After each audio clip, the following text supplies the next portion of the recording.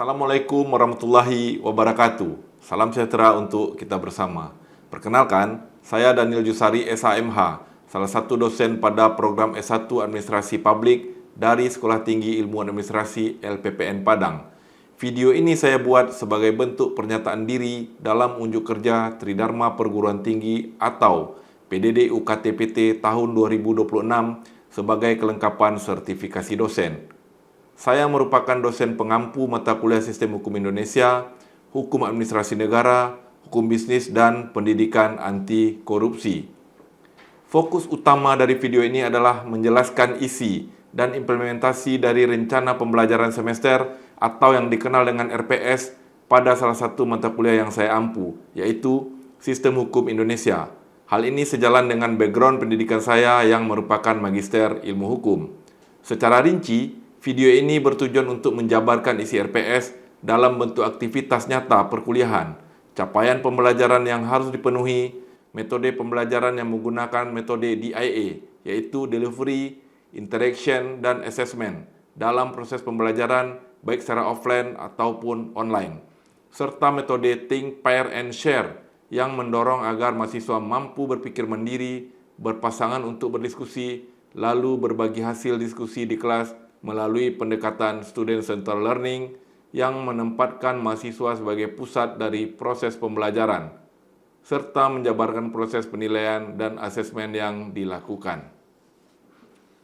Mata kuliah Sistem Hukum Indonesia merupakan mata kuliah wajib institusi dengan bobot 2 SKS. Mata kuliah ini dirancang untuk memberikan pemahaman secara komprehensif tentang sistem hukum Indonesia kepada mahasiswa, khususnya dalam korelasinya terhadap administrasi publik. Fokus utama mencakup keterampilan mahasiswa untuk menjelaskan, berdiskusi, dan membangun argumentasi serta dapat melahirkan karya ilmiah khususnya di bidang administrasi publik. Melalui perkuliahan ini diharapkan mahasiswa mampu menjawab dan memecahkan berbagai permasalahan khususnya tentang sistem hukum Indonesia dalam korelasinya terhadap administrasi publik berkaitan dengan tugas-tugas administrasi dan pelayanan masyarakat sesuai dengan tantangan dunia kerja mereka nanti.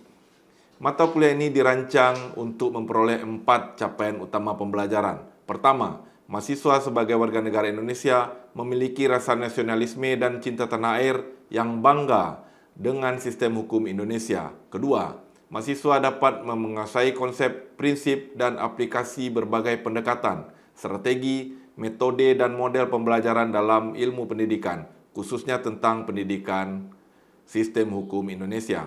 Ketiga, mahasiswa mampu menguasai prinsip-prinsip dasar dalam ilmu mahasiswa khususnya terhadap pendidikan sistem hukum Indonesia.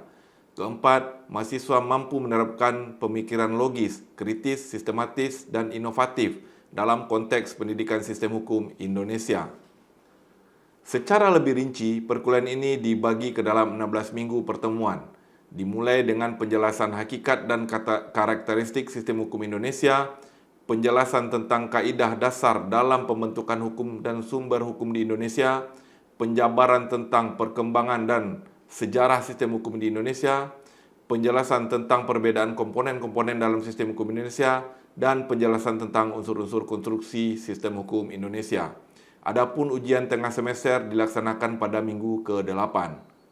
Selanjutnya, pada minggu ke-9 sampai minggu ke-15, mahasiswa akan dijelaskan tentang konsep sistem hukum di dunia, serta kaitannya dengan sistem hukum di Indonesia, tentang penegakan hukum dalam sistem hukum di Indonesia, tentang norma, kaidah-kaidah, serta pembentukan peraturan perundang-undangan, dan tentang bagian-bagian sistem hukum di Indonesia. Dan pada minggu ke-16, mahasiswa melaksanakan ujian akhir semester. Adapun penilaian pada mata kuliah ini mencakup berbagai aspek, mulai dari pertama, kehadiran dan partisipasi aktif mahasiswa dinilai dari kehadiran di kelas, diskusi, kerja kelompok, dan tanggapan dalam kelas. Ini bernilai bobot 10%. Kedua, tugas individu dan latihan harian dinilai dari tugas-tugas yang diberikan setelah pertemuan perkuliahan sebagai pekerjaan rumah yang digunakan untuk mengevaluasi apakah materi yang di-delivery sampai kepada mahasiswa ini bernilai bobot 15%. Ketiga, tugas terstruktur berupa pembuatan karya-karya ilmiah, berupa makalah, paper, dan lainnya sesuai dengan etika penulisan karya ilmiah. Ini bernilai bobot 20%. Keempat, ujian tengah semester dengan bobot 25%. Kelima, ujian akhir semester dengan bobot 30%. Melalui implementasi RPS ini, saya memastikan bahwa proses pengajaran dapat berjalan secara terarah, terukur, dan sesuai dengan capaian pembelajaran yang telah ditetapkan. RPS bukan saja hanya sebagai pedoman bagi dosen, tapi juga bagi mahasiswa, sehingga mahasiswa mampu memahami apa yang dipelajari, mengapa hal itu penting, dan bagaimana capaian mereka akan dinilai. Demikian penjelasan saya tentang isi dan implementasi RPS pada mata kuliah Sistem Hukum Indonesia untuk mahasiswa administrasi publik. Semoga praktik ini menjadi kontribusi nyata pelaksanaan Tridharma perguruan tinggi, khususnya di bidang pengajaran. Sebagai tambahan dari penjelasan RPS ini, berikutnya akan saya sajikan cuplikan perkuliahan yang dilaksanakan secara luring atau tatap muka yang saya lakukan bersama mahasiswa dengan topik Sistem Hukum Indonesia. Assalamualaikum warahmatullahi wabarakatuh. Waalaikumsalam warahmatullahi wabarakatuh. Selamat pagi ya, saudara-saudara sekalian. Salam sejahtera untuk kita semua. Ya, gimana kabarnya hari ini? Baik ya, oke. Ya, semoga kita semua berada dalam lindungan Tuhan Yang Maha Esa, kemudian juga sukses dalam melaksanakan kegiatan sehari-hari. Oke, seperti yang saya sampaikan minggu lalu, ya di pertemuan kita pertama, kita kan sudah membahas tentang rencana pembelajaran semester. Nah, itu kita akan merencanakan ada 16 kali pertemuan. Ya, nah. Pada kesempatan ini adalah pertemuan pertama untuk membahas materi perkuliahan. Nah, sebelumnya kita juga sudah menyepakati kontrak perkuliahan, sebagaimana saya sampaikan di minggu lalu. Nah, untuk minggu ini, dalam sesi perkuliahan Sistem Hukum Indonesia, kita akan masuk kepada pembahasan tentang apa itu sistem hukum Indonesia. Ya.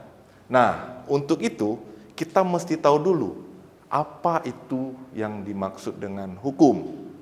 Nah, jadi ini akan saya tampilkan sebuah gambar.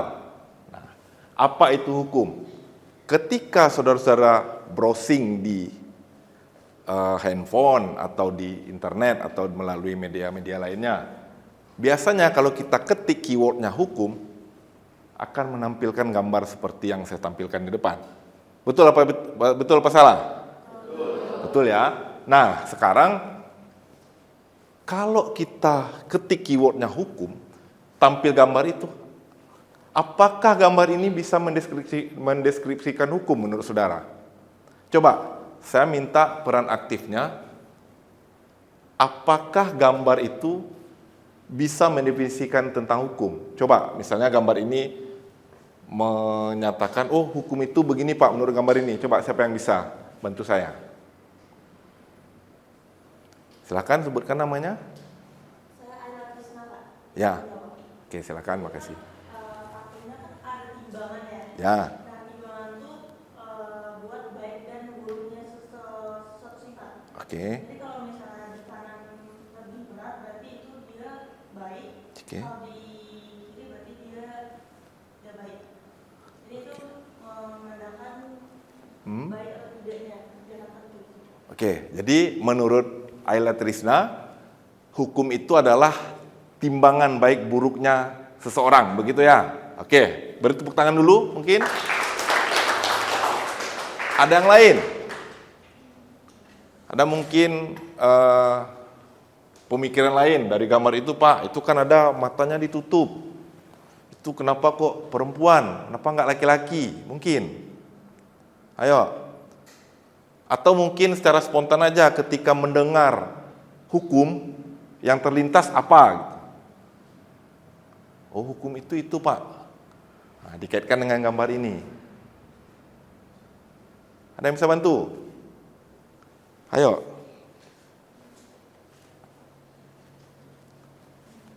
Silakan namanya? Nurul Ramadhani, Pak. Nurul Ramadhani. Nurwulan Ramadhani. Silakan berikan komentarnya. Di sana ada mata perempuannya ditutup, Pak. Oke. Terus ada timbangan. Oke. Mata ditutup berarti tidak melihat siapapun gitu, Pak. Oke. Jadi dia menimbang sesuai dengan salah benarnya, sesuai dengan bukti, bukan apa yang dilihat gitu. Bukan apa Oke. yang dirasakan atau karena dia seseorang yang dia kenal atau apapun gitu. Oke. Jadi kalau salah diadili gitu. Diadili kalau salah ya. Jadi Nurwulan ya mendeskripsikan hukum itu adalah hukum itu sama. Ya, siapapun itu. Makanya ditutup matanya. Mau dia laki-laki, mau dia perempuan, ya. Terus ada gambar timbangan, perlakuannya harus sama. Jadi tidak boleh melihat siapa dia. Ya. Jadi kalau dari bahasa hukum itu equality namanya. Equality before the law. Kesamaan di hadapan hukum. Ya. Oke, beri tepuk tangan kepada Nurwulan. Oke. Terima kasih ya. Jadi sebetulnya ketika kita ketik keyword di hukum di berbagai platform itu muncul gambar ini, ada timbangan, bahkan kadang ada palu sama timbangan ya. Nah, itu sebetulnya lebih menafsirkan hukum itu kepada tujuannya. Ya, penafsiran lebih kepada tujuannya. Betul tadi seperti kata saudari Nurwulan, hukum itu tidak boleh melihat siapa, status sosialnya apa, gendernya apa. Itu juga ada timbangan seperti yang tadi disampaikan pembicara sebelumnya. Dia menimbang kesalahan seseorang itu mesti adil seperti itu. Nah, itu sebetulnya tujuan hukum. Cuman kalau kita tarik pengertian atau definisi hukum itu tidak seperti itu. Ya, itu lebih kepada tujuan hukum itu sendiri. Nah, dari pendapat yang saudara tadi sampaikan, dua orang itu ya, coba perbandingkan. Sebetulnya hukum itu menurut ahli seperti yang ada di tampilan depan ini, ya. Utrecht itu mengatakan hukum itu adalah suatu himpunan peraturan. Nah, yang berisi perintah dan larangan yang mengatur tata tertib kehidupan di masyarakat. Jadi dia sekumpulan aturan.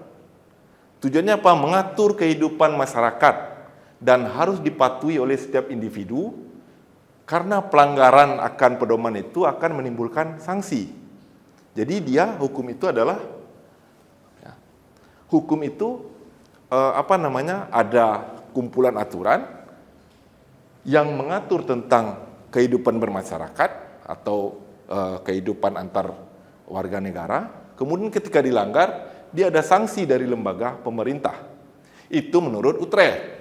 Kalau Suroso, dia mengatakan hukum itu sama ya, sekumpulan peraturan, kemudian diciptakan oleh pihak yang berwenang, gunanya adalah untuk mengatur kehidupan masyarakat, ada perintah dan larangan, kemudian ketika dilanggar ada sanksi bagi yang melanggarnya, kurang lebih sama. Nah, kalau berbeda dengan Mukhtar Kusumaatmadja, dia mengatakan hukum itu adalah keseluruhan kaidah serta semua asa yang mengatur. Asa yang mengatur pergaulan dalam hidup masyarakat bertujuan untuk memelihara ketertiban serta meliputi berbagai lembaga guna mewujudkan berlakunya kaidah sebagai suatu kenyataan dalam masyarakat. Nah, kalau kita lihat dari definisi yang diterangkan oleh hal itu, apa perbedaannya? Coba. Satu katanya sekumpulan aturan. Ya, yang Utrecht dan Suroso itu hampir sama ya. Sekumpulan aturan yang dibuat oleh lembaga berwenang. Nah, lalu ketika aturan itu dilanggar, ada sanksi dari pembuat aturan itu bagi pelanggarnya. Itu yang pertama. Kalau menurut Prof. Dr. Mukhtar Ahmad Kusumaatmadja, dia tidak membahas sanksi di situ. Tidak membahas sekumpulan aturan yang dibuat oleh lembaga berwenang. Tapi dia lebih kepada keseluruhan kaidah. apapun itu yang mengatur tata pergaulan di tengah masyarakat. Nggak peduli dia pemerintah yang buat. Nah, lalu kemudian dia itu berguna untuk mewujudkan ketertiban di tengah-tengah masyarakat. Nah, dari ketiga pengertian atau definisi yang disampaikan oleh ahli itu, apa yang bisa kita tangkap tentang definisi hukum? Coba, ada yang bisa bantu? Nah, tadi benar, menyampaikan hukum itu merupakan keadilan, Pak. Harus sama besar timbangannya. Nggak salah. Nah, itu mungkin dari segi tujuannya. Tapi kalau dari segi definisinya itu kita berpedoman kepada pendapat ahli yang saya paparkan di depan. Cuman ada perbedaan. Ini mengatakan hukum itu adalah aturan, Pak, dibuat oleh pemerintah, ada sanksinya. Nah, sementara Kusumat Maja mengatakan nggak perlu ada sanksi. Itu juga hukum. Tapi dia adalah sebagai pedoman dalam kehidupan bermasyarakat. Bagaimana cara saudara-saudara memahami hukum itu sebetulnya seperti apa? Jadi saya sampaikan ya, pendapat ahli itu tidak ada yang salah. Cuman kita bisa klasifikasikan. Dua orang di atas, dia mengklasifikasikan hukum itu dalam arti sempit. Sementara Prof. Mukhtar Kusumatmaja, dia mengklasifikasikan hukum itu ke dalam arti luas. Sekarang saya contohkan begini. Kalau pendapat di atas, dua ahli di atas, itu dia menyatakan sekumpulan aturan dibuat oleh pemerintah ada sanksinya. Nah, kita bisa mengacu contohnya kepada undang-undang. Ya, undang-undang pidana contohnya, larangan seseorang untuk mencuri barang orang lain. Ketika dilakukan, nanti ada polisi sebagai lembaga negara untuk menindaknya. Lalu diputus oleh pengadilan dia bersalah lalu dipenjara. Nah, itu yang dimaksud oleh Utrecht dan Suroso sebagai hukum. Nah, kalau begini gimana? Di pergaulan kita sehari-hari kan ada yang namanya kita berinteraksi. Lalu kemudian contoh sederhana, saya pengen bersalaman dengan seseorang. Tapi saya sodorkan tangan kiri. Nah, apa tanggapan lawan interaksi saya kepada saya? Saya sodorkan tangan kiri untuk, ya silakan, ada yang bisa bantu? Ya, tidak sopan. Oke, apa lagi? Tidak menghargai. Nah, itu ada sanksinya enggak? Tidak ada. Ada aturannya enggak? Tapi apakah itu bisa dikatakan dengan hukum? Kenapa bisa? Oke. Karena dia mengatur tata pergaulan di masyarakat. Ya. Meskipun dia tidak dibuat oleh lembaga yang berwenang, meskipun dia tidak bersanksi tegas seperti di penjara tadi, seperti pendapat Utrecht tadi, tapi dia mengatur bagaimana cara manusia itu menjalin interaksi dengan manusia lain. Contoh, misalnya, ini rata-rata kita orang Minang ya, kawin sesuku itu boleh enggak? Ada enggak undang-undang melarang kawin sesuku? Ketika kita kawin sesuku, kita dipenjara enggak? Tidak ya, tapi diikuti tidak oleh masyarakat? Diikuti ya. Nah, itu juga bisa dikatakan sebagai hukum. Ya, nah itulah sebetulnya kalau kita mengacu kepada pendapat Utrecht, tidak salah, hukum itu memang begitu. Tapi itu dalam arti sempit. Tapi kalau pendapat Prof. Mukhtar Kusumatmaja, dia menyatakan hukum itu luas sekali. Ya, bersalaman aja itu hukum kok. Aturan bersalaman, aturan misalnya kita berselisih dengan kawan, menegur sapa misalnya. Atau berpakaian di kampus. Nah, itu juga hukum. Nah, itulah pengertian hukum dalam arti luas. Nah, sampai sini paham apa itu yang dimaksud dengan hukum? Paham, oke. Nah, jadi hukum itu betul himpunan peraturan. Tapi intinya adalah semua kaidah, semua asa yang mengatur tata kelola bagaimana hidup bermasyarakat. Itu secara luas ya. Nah, oke. Kemudian di samping kita di dalam sistem hukum Indonesia ini ya, di samping kita sudah harus paham tentang definisi hukum, kita juga mesti paham dengan konsep dasar hukum itu. Nah, dalam hukum, dia mesti ada subjek, ada objek, kemudian ada hak dan kewajiban, kemudian ada peristiwa hubungan sebab akibat. Nah, itu baru dia bisa dikatakan sebagai suatu hubungan hukum. Contoh begini, subjeknya saya dengan siapa nama saudara? Khairi. Dengan Khairi. Nah, kemudian hubungan saya dengan Khairi apa?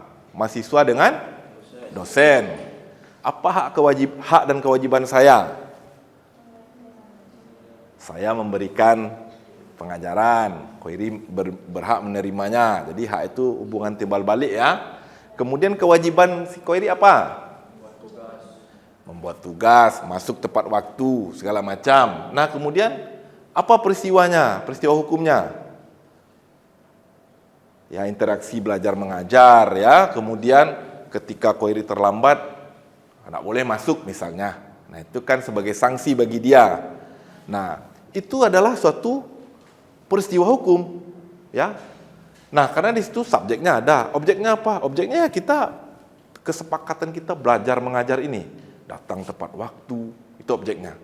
Lalu berpakaian sopan, ketika ini ada interaksi. Nah, kemudian hubungan sebab akibatnya apa? Ketika Ahmad Khairi ini terlambat, 15 menit dia ketok-ketok pintu.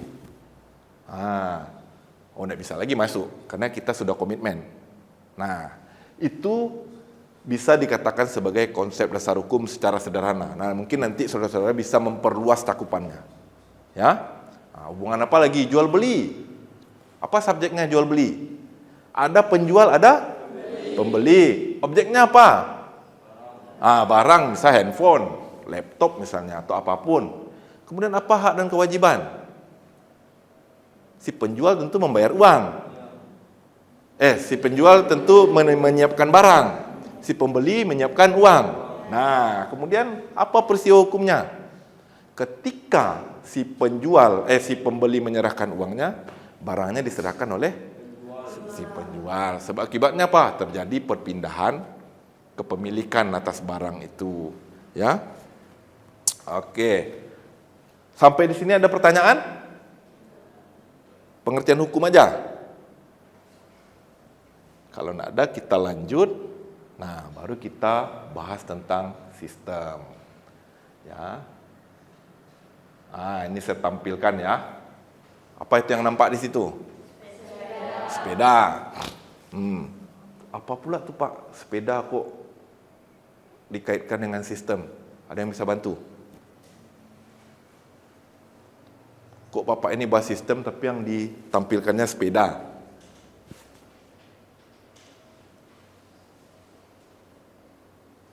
Sekarang saya minta dululah pendapatnya. Ketika mendengar frasa sistem, apa yang terbayang? Saling berkaitan. Oke, apa lagi?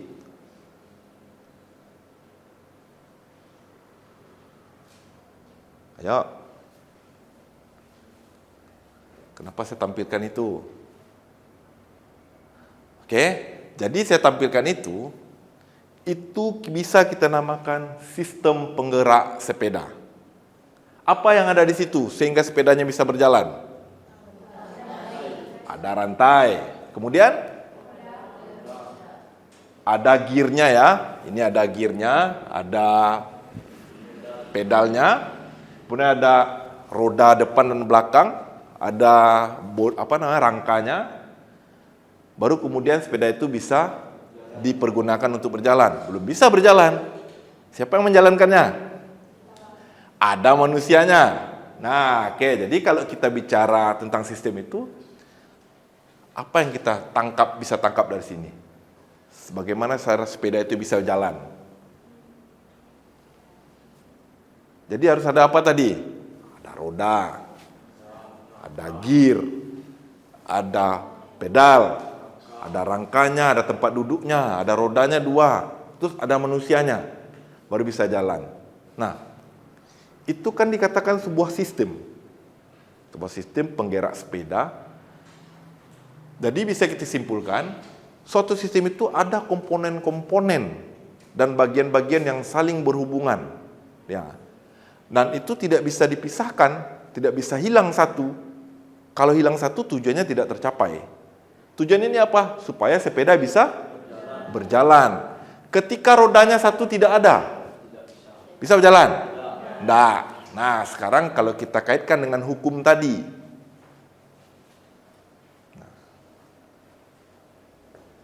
apa itu yang dimaksud dengan sistem hukum? Nah, ini kita bicara sistem ya. Jadi, sudah bisa tangkap bahwa sistem itu adalah sekumpulan atau seluruh komponen-komponen, bagian-bagian dalam suatu sistem. Ketika dia satu tidak ada, tidak akan bisa mencapai tujuan. Nah, begitu juga hukum. Dalam hukum itu ada bagian-bagian, ada komponen-komponen. Nah, misalnya saya contohkan, penegakan hukum pidana. Ada orang mencuri. Hukumnya apa kalau orang mencuri? Penjara, ada undang-undangnya. Oke, ada satu komponennya undang-undang yang mengatur bahwa pencurian itu dilarang. Kemudian ada orang yang mencurinya. Nah, kemudian dia ditangkap. Nah, ditangkap, diadili. Siapa saja yang terlibat dalam itu? Ada hakim, ada jaksa, ada polisi. Undang-undangnya ada. Lalu kemudian setelah dia dinyatakan bersalah, kemudian dia dipenjara. Ada penjaranya. Kalau salah satu komponen itu hilang, polisinya tidak ada misalnya. Undang-undangnya ada. Siapa yang menjalankan undang-undang tadi? Atau undang-undangnya ada? Hakim, polisi, jaksanya ada, pencurinya tidak ada, berarti sudah tertib. Aman berarti kan. Nah, itu yang dikatakan sebagai sistem hukum. Ya, ketika salah satu tidak ada, ya berarti tidak bisa ini kan ya. Oke, sampai sini ada pertanyaan? Kalau tidak ada, mungkin perkuliahannya akan saya akhiri. Tapi paham semua ya? Apa yang dimaksud dengan sistem hukum? Oke. Nah, untuk minggu depan saya akan berikan tugas bikin paper ya, bebas ya, terkait dengan sistem hukum. Nah, nanti itu akan saya jadikan evaluasi. Paham enggak saudara ini apa yang dimaksud dengan sistem hukum? Bikin paper bebas, minimal itu 2 halaman folio, tulisan tangan saja. Kemudian kalau ada mengutip pendapat dari ahli, semacam tadi ada Prof. Kusmat Maja, itu berikan sumbernya. Oke, di sini ada pertanyaan? Cukup ya? Kalau tidak ada lagi pertanyaan, kuliahnya saya akhiri. Apabila ada penyampaian saya kurang pada tempatnya, saya mohon maaf. Wabillahi taufiq wal hidayah. Assalamualaikum warahmatullahi wabarakatuh. Waalaikumsalam warahmatullahi wabarakatuh. Oke, terima kasih. Demikian deskripsi singkat serta proses pembelajaran dari mata kuliah Sistem Hukum Indonesia yang saya ampu. Semoga ini dapat memberikan gambaran terhadap kinerja saya selakukan khususnya pada mata kuliah Sistem Hukum Indonesia pada Prodi Administrasi Publik di Sekolah Tinggi Ilmu Administrasi LPPN Padang. Terima kasih saya ucapkan kepada tim penilai, tim panitia sertifikasi dosen tahun 2026, khususnya Kementerian Pendidikan Tinggi, Sains dan Teknologi Republik Indonesia atau Kemendikti Saintek. Dan juga saya ucapkan terima kasih kepada Sekolah Tinggi Ilmu Administrasi LPPN Padang, rekan-rekan sejawat dosen, dan seluruh mahasiswa.